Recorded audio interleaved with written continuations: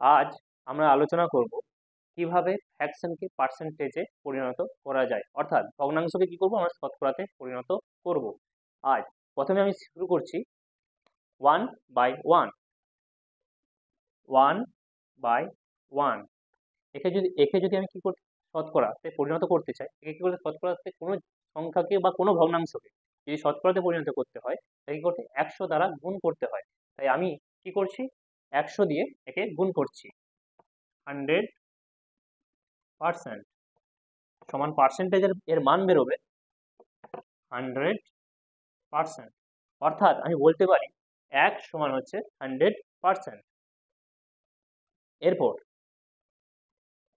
1/2 1/2 একে এই ফ্র্যাকশন অর্থাৎ এই ভগ্নাংশকে আমি কি করবো পার্সেন্টেজে পরিণত করব। তার জন্য কি করা উচিত, আমাকে একে 100 দিয়ে গুণ করা উচিত। তাই একে পুনরায় আমি কি করছি 100 দ্বারা গুণ করছি। অতএব 1/2 এর পার্সেন্টেজের মান বেরোবে 50%। যদি আমি 2 কাটি তখন কত হবে 50 সমান হচ্ছে 50%। এরপর আমরা নির্ণয় করব 1/3 মান। 1/3 এই ভগ্নাংশটিকে আমি পার্সেন্টেজে যদি আনতে চাই তাহলে আমাকে কি করতে হবে 100 দিয়ে পুনরায় গুণ করতে হবে।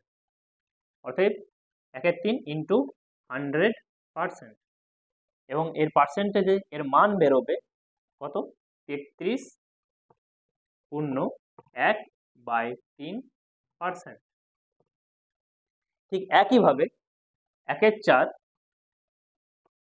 সমান এর পার্সেন্টেজের মান বেরোবে কত 25%,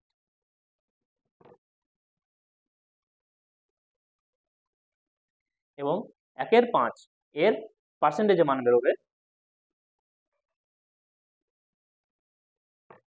20%।